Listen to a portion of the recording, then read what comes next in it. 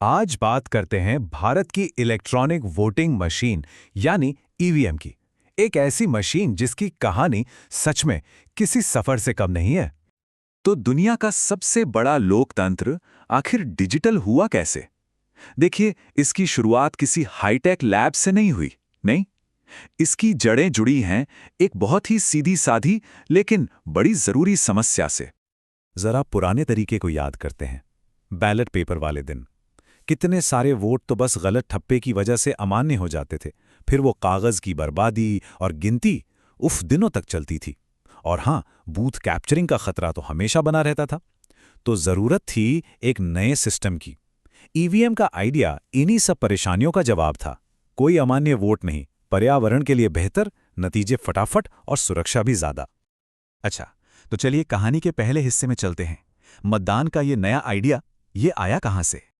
ये सब शुरू हुआ 1977 में, जब इलेक्शन कमीशन ने पहली बार इसका जिक्र किया। और देखिए कितनी तेजी से काम हुआ। सिर्फ 2 साल बाद 1979 में electronics corporation of India limited एक वर्किंग प्रोटोटाइप बना भी दिया।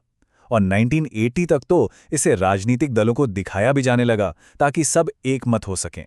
मतलब सोचिए, एक आइडिया से असल मशीन बनने में सिर्फ 3 साल लगे।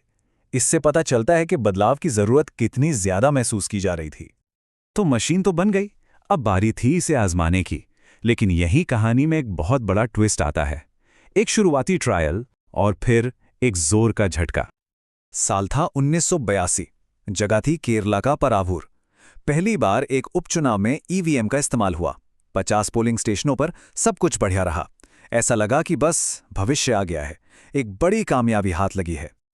लेकिन एक दिक्कत थी, एक कानूनी चुनौती दी गई। और दलील क्या थी? दलील ये थी कि representation of the people act 1951, जो हमारा चुनावी कानून है, उसमें कहीं भी मशीनों से वोटिंग की बात ही नहीं लिखी थी। मतलब तकनीक आगे निकल गई थी और कानून पीछे रह गया था। और हुआ ये कि 1984 में सुप्रीम कोर्ट ने इस दलील को मान लिया और उस चुनाव को रद्द कर दिया। सोचिए, जिस ईवीएम को भविष्य माना जा रहा था, वो अचानक से अवैध हो गई। एक झटके में सब कुछ रुक गया। तो अब सवाल ये था कि आगे क्या? अगर ईवीएम को वापस लाना है तो इसका एक ही रास्ता था, खुद कानून को ही बदलना पड़ेगा। और फिर संसद ने यही किया। Representation of the people act में एक नई धारा जोड़ी गई, सेक्शन 61A। ये क्या था? ये बस एक लाइन थी जो साफ साफ कहती थी कि चुनाव आयोग वोटिंग मशीनों का इस्तेमाल कर सकता है। बस यही वो कानूनी आधार था जिसकी जरूरत थी।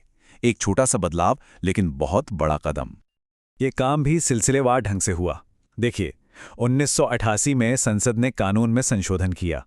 फिर सेक्शन 61A को आधिकारिक तौर पे जोड़ा गया और 1989 तक ये संशोधन पूरी तरह से लागू भी हो गया। मतलब इस बार पूरी तैयारी के साथ एक मजबूत कानूनी नींव रखी गई। कानूनी अड़चन दूर हो गई। अब ईवीएम की शानदार वापसी का वक्त था। तो चलिए देखते हैं कि कैसे ये मशीन एक छोटे से ट्रायल से निकलकर पूरे देश में छा गई। चुनाव आयोग ने इस बार कोई जल्दबाजी नहीं की, एक एक कदम आगे बढ़ाया। 1998 में पहले सिर्फ 16 विधानसभा क्षेत्रों में इसे आजमाया गया। फिर 1999 में 46 संसदीय क्षेत्रों में इसका इस्तेमाल हुआ। 2001 आते आते पूरे राज्य के चुनाव में ईवीएम इस्तेमाल होने लगी। और फिर आया वो साल 2004, जब पहली बार पूरे देश में आम चुनाव सिर्फ ईवीएम से हुए। ये एक सोचा समझा चरणबद्ध तरीका था, ताकि लोगों का भरोसा जीता जा सके।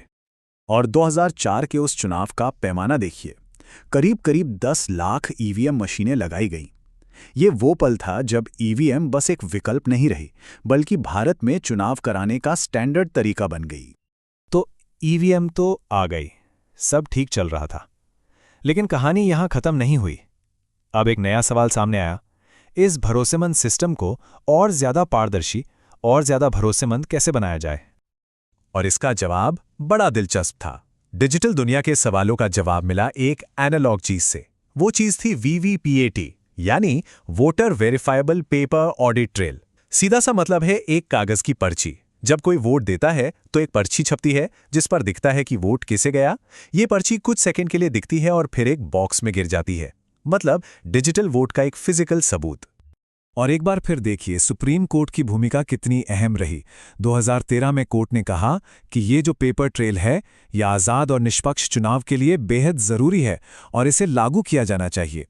इस फैसले ने चुनावी प्रक्रिया में पारदर्शिता की एक और परत जोड़ दी। और वीवीपीएटी को लागू करने का तरीका भी बिल्कुल ईवीएम जैसा ही था। पहले एक छोटा ट्रायल 2013 में नागालैंड की एक सीट पर इसे आजमाया गया। उसी साल सुप्रीम कोर्ट का फैसला आया और फिर धीरे धीरे इसका दायरा बढ़ता गया, जब तक कि 2019 के लोकसभा चुनाव में देश के हर पोलिंग स्टेशन पर 100% वीवीपीएटी का इस्तेमाल नहीं होने लगा। तो आज की तारीख में सिस्टम क्या है? आज ईवीएम पर पड़ने वाला हर एक वोट एक कागज की पर्ची से वेरीफाई होता है।